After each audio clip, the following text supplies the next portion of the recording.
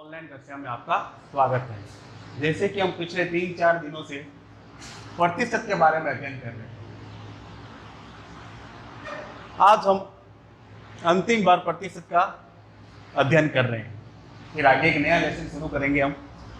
सवाल है आपका, घटने और बढ़ने का प्रतिशत ज्ञात कीजिए। जब किसी वस्तु के मूल्य में बढ़ोतरी होती है या उसके मूल्य में कमी होती है तो उसको प्रतिशत के रूप में व्यक्त करना, उसको प्रतिशत के रूप में व्यक्त करना घटत या बढ़त प्रतिशत कहलाता है। अब इसको किस प्रकार हल किया जाता है देखिए ध्यान से। कि सवाल मैंने लिखा है यहाँ पे, बढ़ने और घटने का प्रतिशत ज्ञात कीजिए। इसके अंदर मैंने 2 पॉइंट लिखे। पहला है कमीज का मूल्य 280 रुपए से घटकर, कमीज का मूल्य 280 रुपए से घटकर 210 रुपए हो गया। यानी कि 280 था, पैसे घटकर हो गए 210, यानी कमीज के मूल्य में क्या हो गई, कमी हो गई। अब ये जो कमी हुई है इसको आपको प्रतिशत के रूप में व्यक्त करना है। तो इसको किस प्रकार किया जाएगा, ध्यान से देखिए। सबसे पहले कमीज का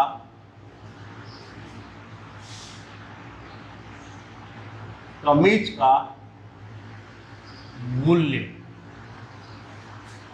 ये आपको दे रखा है 280 रुपये, जो इसकी वास्तविक कीमत है 280 रुपये। यानी फिर हम लिखेंगे, देखिए कमीज का मूल्य, अब ये घट रहा है, घटकर हो गया, घटकर कितना हो गया, रुपये 210। यानी इसकी वास्तविक कीमत थी आपके 280 रुपये और वास्तविक कीमत से इसकी कीमत कम हो गई और कम होकर रह गई 210 रुपये। तो इन दोनों के बीच में अगर हम तुलना करें तो कितना अंतर हो गया, यानी कितने अंतर से कमी हो गई, तो वो आपको निकालना है। तो कमीज के मूल्य में, कमीज के मूल्य में कमी, कमीज के मूल्य में कमी। तो हम क्या करेंगे, इसका जो मेन मूल्य है 280, इसमें से हम ये 210 रुपये घटा देंगे, 210 रुपये घटा देंगे।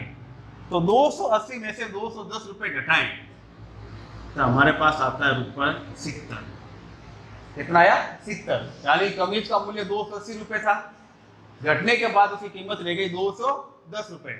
तो इसको देखने पर हमें पता चला कि कीमत के अंदर 70 रुपये की कमी हो गई। एक शर्त यानी उस शर्त कमीज के मूल्य के अंदर 70 रुपये की कमी हो गई। अब ये 70 रुपये को हमें प्रतिशत के रूप में व्यक्त करके बताना है कि ये 70 जो है 280 का कितना प्रतिशत है। तो इसे हम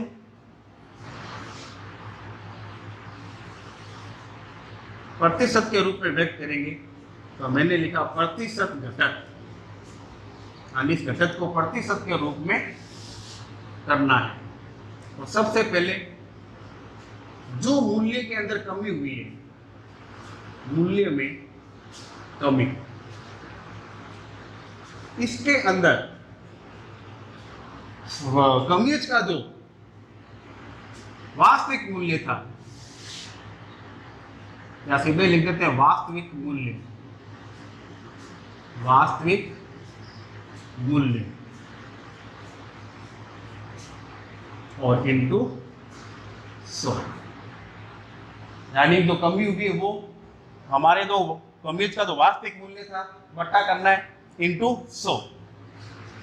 तो देखिए मूल्य में कमी कितनी हुई, रुपये 70, बट्टा कमीज का जो वास्तविक मूल्य था वो था 280, अब इनटू 100।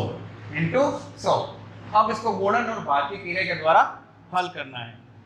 तो देखिए 1 0 से 1 0 काट दिया मैंने, 1 0 से 1 0 कट गया। अब ये 7 है और 28 है, 7 और 28 दोनों भाज्य संख्या है, यानी आपस में एक दूसरे से कटती है। तो 7 एकम 7, 7 चौके 28। तो हमारे यहाँ पे संख्या रह गई 1/4 इंटू 100। अब ये देखिए 100 से 4 जो है 100 पूरा पूरा भाज्य है। अगर 4 का भाग हम 100 में लगाएं तो ये पूरा पूरा कितनी बार जाएगा? 25 बार जाएगा। कितनी बार जाएगा? 25 बार। तो हमारा जो आंसर आएगा वो आएगा 25%। यानी ये जो 70 रुपए हैं ये 280 के अंदर 75% की कमी हो गई। और हम नीचे लिखेंगे अतः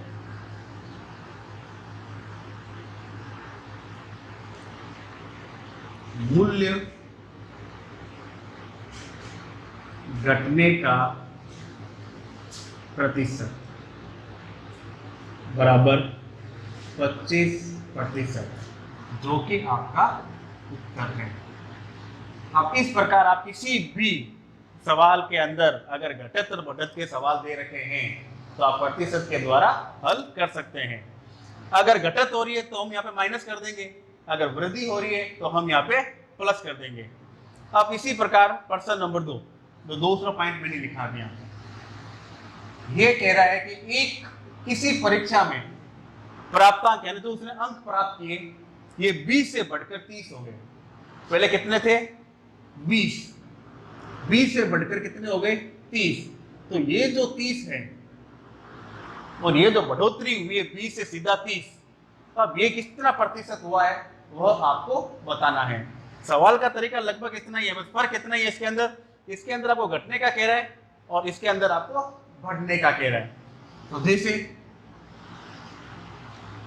परीक्षा में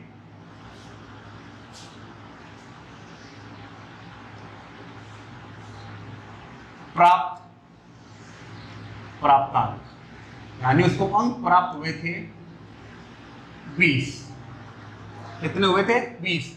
फिर ये कह रहा बढ़ गए, यानी प्राप्तांक बढ़कर हो गए। अब ये बढ़कर कितने हो गए? 30। 20 थे, 30 बढ़ गए। अब इसके दोनों की तुलना करिए, यानी इसके अंदर वृद्धि हो रही है। क्या हो रही है? वृद्धि हो रही है, यानी नंबर प्लस हो रहे हैं। तो प्राप्तांक में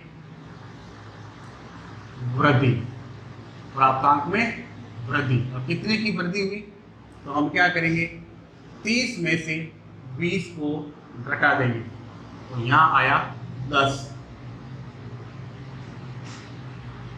यानी 10 प्राप्तांक की बढ़ोतरी हो गई। अब ये जो 10 आया है ये कितने प्रतिशत है उसको आपको निकालकर बताना है। तो प्राप्तांक में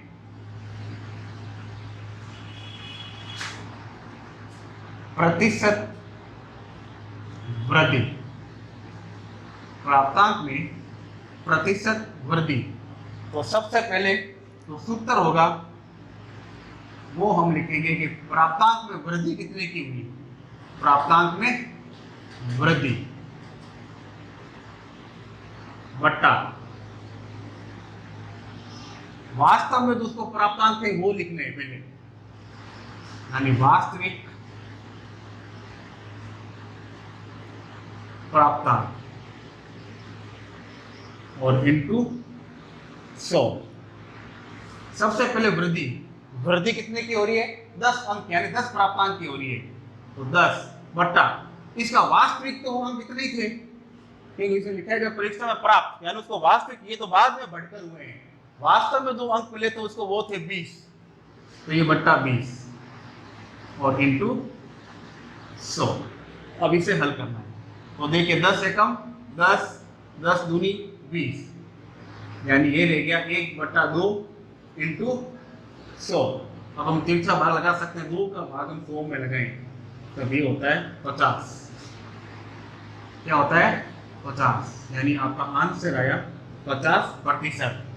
जैसे उसके वास्तविक अंक थे 20, बढ़कर हो गए 30। कितने हो गए? 30। इन दोनों का अंतर जो है वो आया 10। ये 10 जो है ये 20 का 50% है, क्योंकि 10 प्लस 10 कितने हो गए? 20 हो गए। कितने हो गए? 20 हो गए।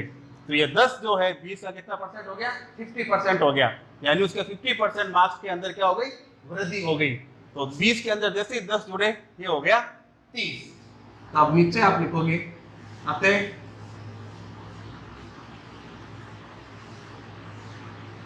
प्राप्तांक में प्रतिशत वृद्धि बराबर 50%, जो कि आपका उत्तर है।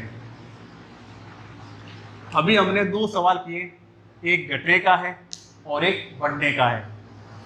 आपकी पाठ्य पुस्तक के अंदर से बहुत से क्वेश्चन दे रखे हैं, आप स्वयं उनको हल कीजिए और उनका बार बार अभ्यास कीजिए। और अगर आपको नहीं समझ में आ रहा है तो आप कमेंट्स के द्वारा हमें बताइए, हम इसको और अच्छी तरह से समझाने का प्रयास करेंगे। धन्यवाद।